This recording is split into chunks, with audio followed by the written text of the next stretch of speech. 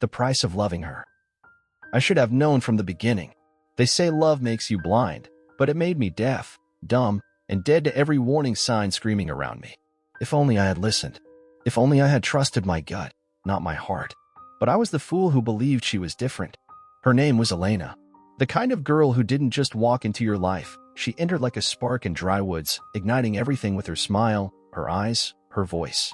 The first time I saw her, she was leaning against a wall outside a cafe near campus, laughing with her friend, wearing a black crop top and ripped jeans, sipping iced coffee like it was summer even though it was freezing out. God, she was stunning. The kind of beauty that seemed too perfect to be real. I was with Liam, my roommate, and I remember him nudging me and muttering, "Don't even think about it. That's a girl who eats guys like you for breakfast." I laughed it off, but something in me didn't let go of that moment.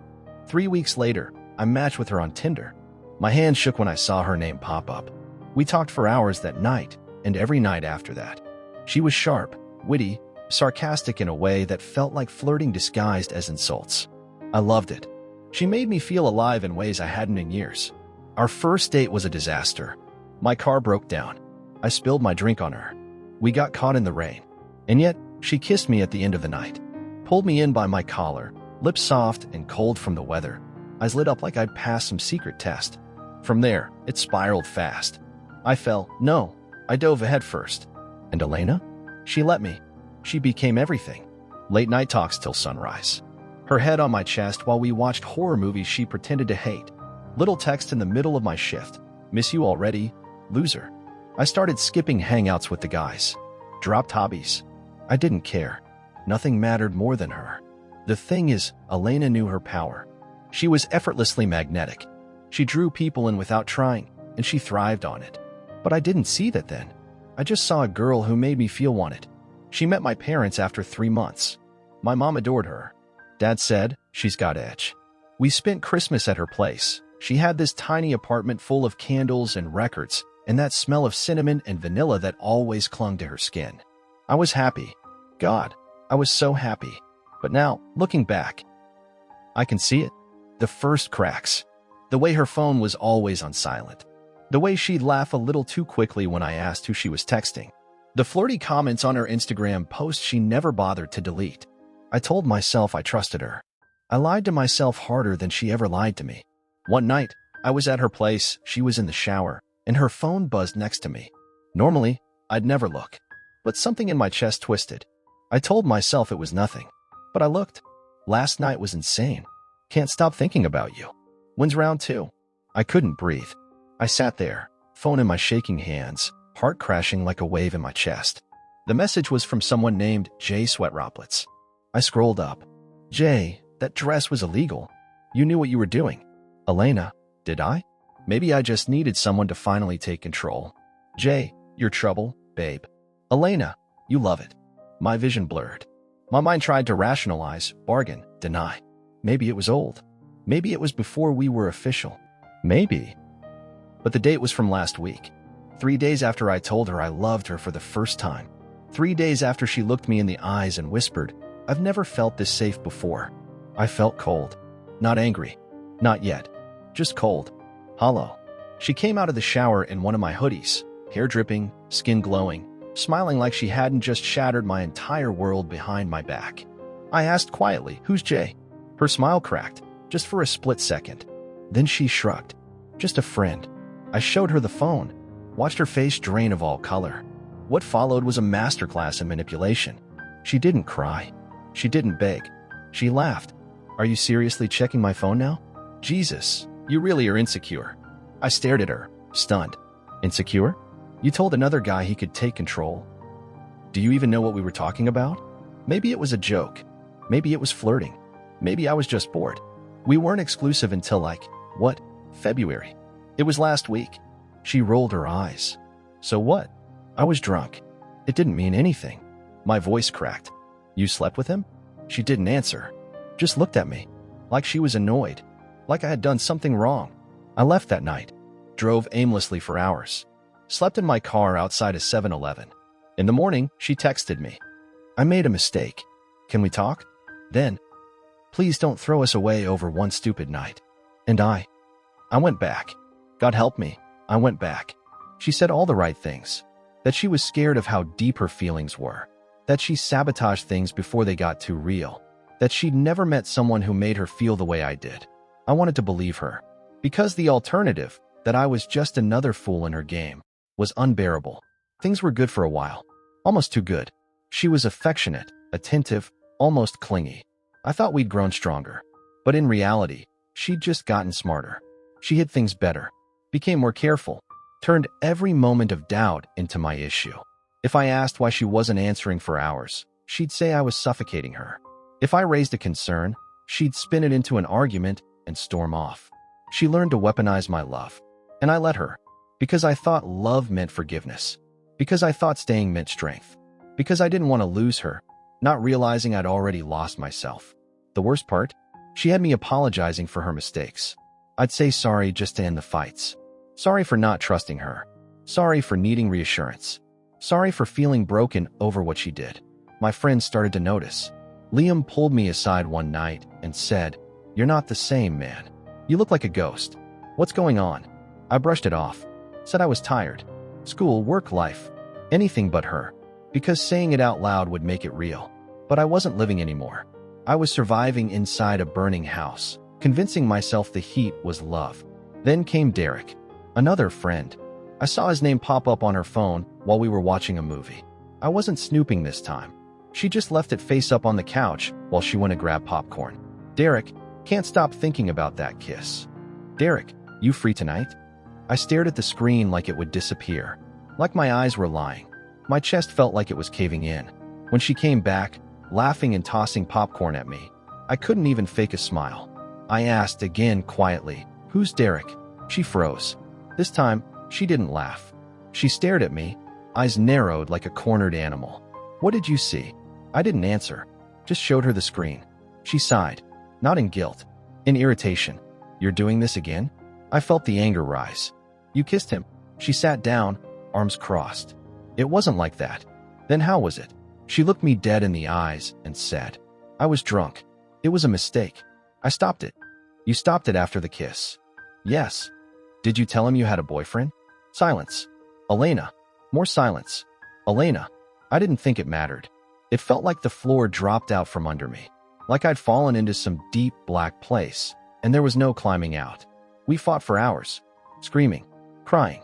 Silence. The whole damn cycle. She accused me of controlling her. I accused her of lying. She said I was weak. I said she was cruel. And yet, again, I stayed. Because I was addicted. To the highs. The lows. The way she'd hold me after a fight like nothing else in the world mattered.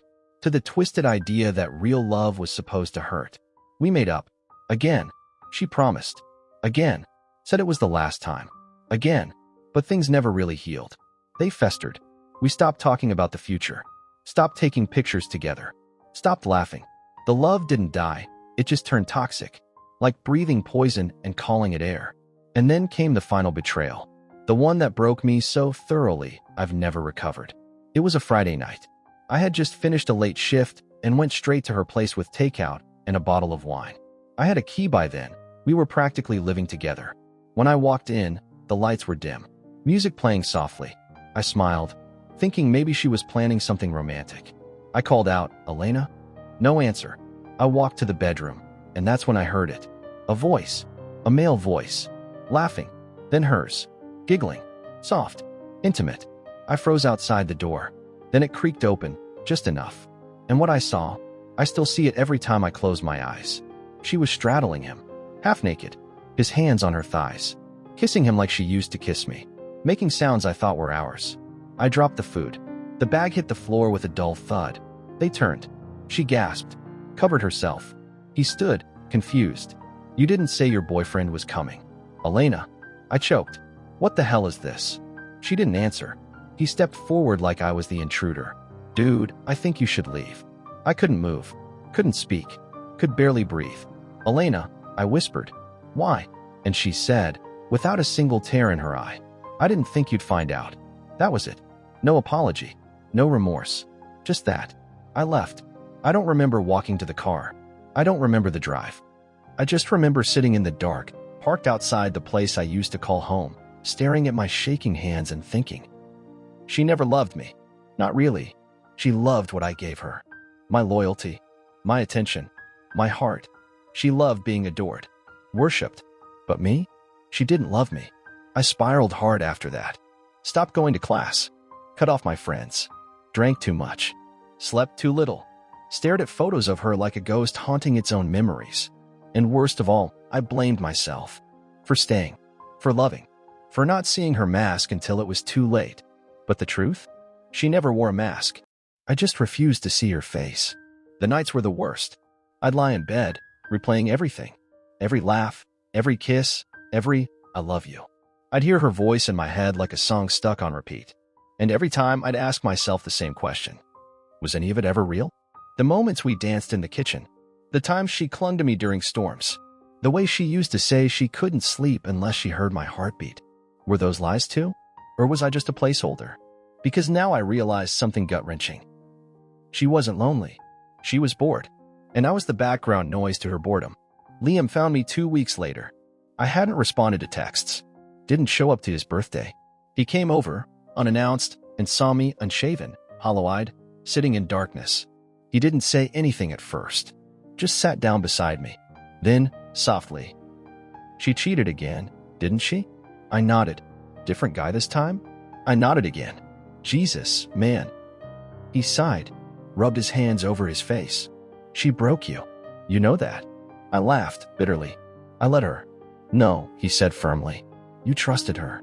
That's not a weakness. That's love. She's the one who abused it. That hit harder than anything else. Because I didn't feel like a victim. I felt like a fool. But Liam was right. I did love her. With everything I had. And she used it. I tried to move on. Deleted her number. Blocked her on everything. Got rid of her clothes from my place. Burned the stupid notes she used to leave in my backpack. But memories don't delete as easily as contacts. I'd still wake up in a panic, thinking I needed to text her good morning. I'd walk past our favorite cafe and feel my throat tighten. I'd hear a song and almost call her to share it, until I remembered she was probably in someone else's bed, laughing the way she used to with me. Grief doesn't come in one big wave. It comes in fragments. The silence after the storm. The missed heartbeat in your chest when you smell her perfume on a stranger. The stupid way your fingers hesitate over her name when your phone suggests it. I hated her. But worse, I still loved her. Then she came back. Of course she did. It was a random Thursday. Months later. I had just started to breathe again. To flirt with the idea of moving forward. And there she was, standing at my door, eyes watery, voice trembling. "I miss you," she whispered.